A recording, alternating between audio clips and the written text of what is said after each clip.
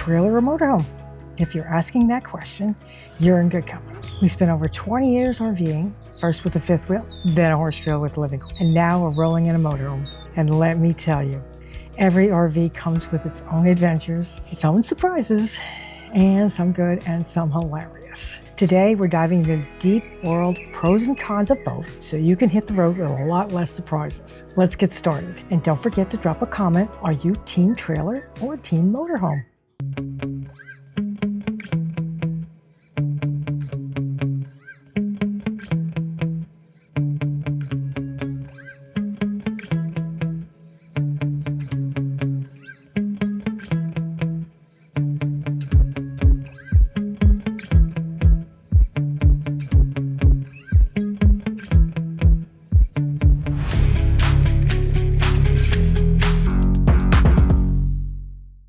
So you're thinking about getting an RV, but the big question is trailer or motorhome? Congratulations, you officially entered the great debate of the RV world. And trust me, we've been there. In fact, we spent 12 years towing a fifth wheel with 3 different trucks, which is a whole nother story.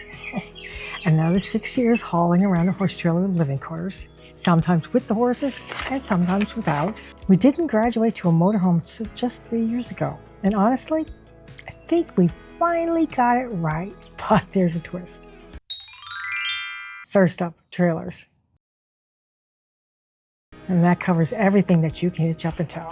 Lots of pros, a few cons. And yes, a few campground meltdown moments if you're not careful. And we've had them. First, let's dive into the pros. If you have a truck capable of towing, that's a huge pro. It saves you lots of money if you already have a vehicle to tow it with. More living space for the money. Trailers usually give you a lot more bang for your buck in square footage. That's definitely true. Our fifth wheel is fantastic. We had so much room in that thing. It was wonderful. We went to the horse trailer, which was only a 10-foot living quarters. My husband hated it. I loved it. So now we moved to the motorhome. But I digress. Detach and explore. Park your trailer, unhook, and take your truck and use it like a regular car. You can go explore, go see things, and you don't have to drag your whole entire home with you. It's great, great plus. Easier maintenance. The trailer itself is simpler to maintain. It's a box on wheels. No motor. Big plus. No engine, no complicated systems. More options. You have tons of layouts, sizes, and types. We're talking lightweight, luxury, toy haulers, you name it. It's out there. Towing stability. This is a fifth wheel bonus. Fifth wheels tow smoother and more stable than bumper pills. That's always something to consider. Then we got the cons. You need a good tow vehicle, and a good truck isn't cheap. Remember I said that we had 3 different trucks that pulled that fifth wheel with? That's because all the salesmen tell you, oh, you can tow with that. They lie. We had a 1997 Ford F-350 dually, and you would have thought this thing would have pulled anything. But back then they weren't making them to pull that much weight. And our fifth wheel was 11,000 pounds. And the engine could pull it, but our transmission could not. We went through 4 transmissions. Can you imagine? When we knew it was going again, we traded it in. Oh, I know, yes. Oh, how could I forget? We traded it in for a 2005 Ford F-350 dually. Same thing. Newer model. What we didn't know is this was the fatal truck that had all the engine problems. We had the new engine in it, which was a freaking nightmare. Things would go wrong on it. The fuel injectors went wrong on it. There was so much wrong with it. And then they had some issue with the oil transfer case. I can't remember exactly what it was, but it was going to cost us like thousands and thousands of dollars to get this thing fixed. That's when we took it down to the Dodge dealer. We got a Dodge Ram 3500 dually. Best move we've ever made. That thing could tow anything. But then, we learned everything the hard way. A good truck isn't cheap, and especially if you go around nowadays and look at the new trucks, they're just outrageously expensive. Backing up is an art form, especially with a long rig. You will argue with your co-pilot. This is a guarantee. There's no such thing as saying go left, go right, because when you're driving, you have no idea which way you really mean, and the person's behind you pointing in this direction. And yes, there was a lot of arguments about that. So if you're going to back somebody up, you have to say driver's side or passenger side, because otherwise it's an argument waiting to happen, and we've had enough of that. Longer setup times, leveling, unhitching, stabilizers. It's a little dance every single time you park. Yeah. Limited access while driving. You need the bathroom? Good luck with that, unless you want to climb over the truck bed and try to get into the trailer. You know that's not happening. You have to wait until the driver stops. Towing fatigue. Long days on the road are more stressful than pulling a big rig. I'm not so sure about that. We never really had a horrible time with fatigue, though this is a con. Okay. Personally, we loved towing. We would tow for probably 8 to 10 hours a day. We had no problems with that at all before we called it quits. We loved pulling in our big dually. It made it so effortless. It was great. Maybe other people are different, and that could definitely be a con. It's to each his own. You have to decide what you're willing to do. How far do you want to go with your trailer? If you don't mind doing long travel days, that's great, you know?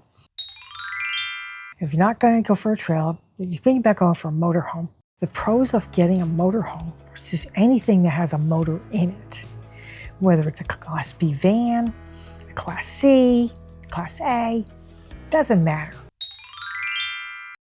These are the pros. All-in-one living. You can literally pull over, grab a sandwich from the fridge, and hit the bathroom without leaving the RV. Or if you're the co-pilot, you can do it while they're driving. Big pro. Faster setup. Oh yeah. Pull into a site, you hit auto level, you plug in, and you're done. And you push out the slides if you have slides.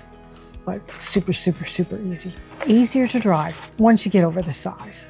Honestly, it's like driving a big U-Haul after a little practice. I think this is pretty much true. I had been towing since before I met my husband, so I learned a long time ago, and I never had a problem towing anything. The fifth wheel was a piece of cake for me to tow. That was 31 foot long, and the truck was another 27 foot. So you're towing like 50 foot. I can count. Never had a problem with it. Driving the motorhome, especially a big one, was a lot more interesting to learn because you're sitting right over the wheels. I think a Class B would probably be really easy to drive because it's like driving a car. So that's always a plus. But then you get into the size. Another pro is passenger comfort. Pets, family, co-pilots can roam around while driving. We leave our cats loose in the motorhome while we're driving, and they hunker down, they find their little spots. Two of them might find spots on the bed. One of them finds the one on the bunk bed. And one likes to hide behind the freezer that's sitting on the bunk bed. That's their preferences, but they don't mind it. And our dog Enzo, who is wandering around behind me here, he has his little bed up between us, and he sits there, and he's pretty happy about that. When we had the fifth wheel, we also had 4 cats and a dog. He had his own spot in the back seat, but the cats had to be crated, and they hated it. Sometimes they would cry for like hours on end. We were ready to kill them. Very frustrating. So you definitely have to think about your pets. Trying to think of the statistic. 80% of people who RV have pets that they like to travel with. So you have to decide what your pet likes, what your pet doesn't like, because that will play into the stress factor on a travel day. If they're crying the whole entire way, this is not a good thing. It's always something to think about. Another pro is towing a small vehicle, which is a towed. It's easy. You drive the motorhome and you tow a little car for errands. And if you want to go sightseeing, do all that cool stuff, or a hike, we tow a Chevy Colorado because it's got 4-wheel drive and it's off-road capable, so we can go to those nice little hiking spots that we love to do. So, and we might do a little off-roading too, but we're still talking about that. But that's part of the adventure, isn't it? Okay. And of course, we have cons. Cost. Motorhomes are usually more expensive up front. Yes, big time, big time. We bought used. It was in our budget. We could not afford new. New was just ridiculously out of our price range. So we bought used. We figured we'd find out if this is something we like.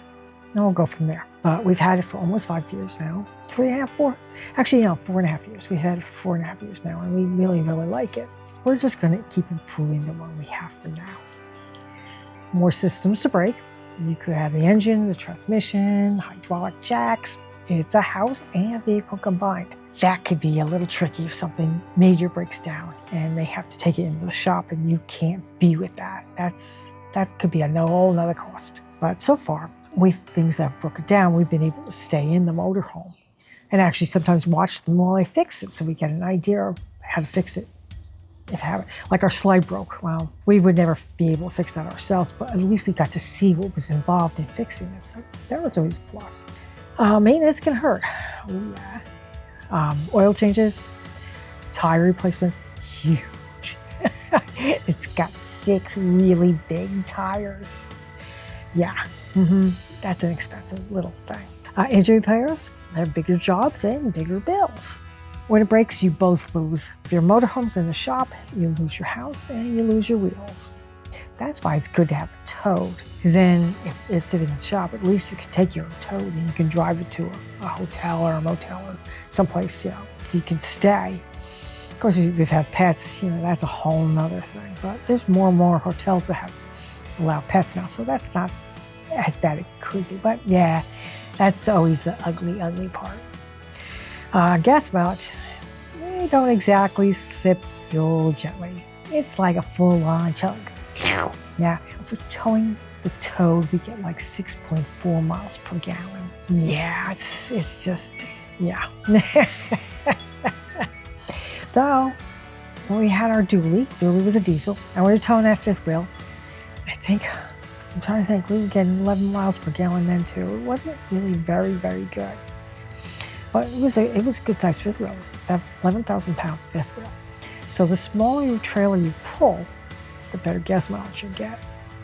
So you know what? You have to weigh those all out because it does add up. Yeah, lots to think about.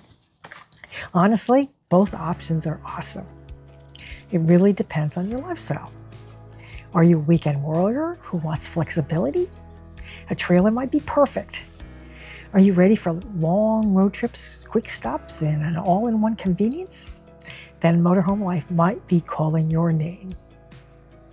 We loved our trailer for years, but when we switched to a motorhome, game changer.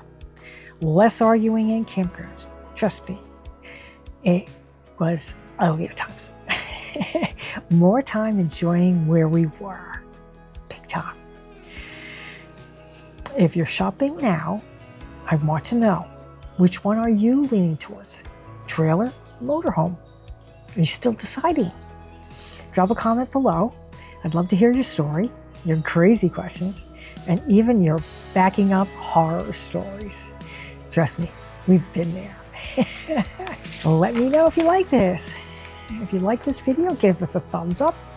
Subscribe to our channel. Put a comment down below. We would love to hear from you guys. We've been doing this for 20 years. I didn't think that was such a big deal, but then I realized a lot of these people have only been RVing for like 2 or 3 or 4 years. And this could be all new to them. I never even thought about that. Let me know. Okay, have a good one.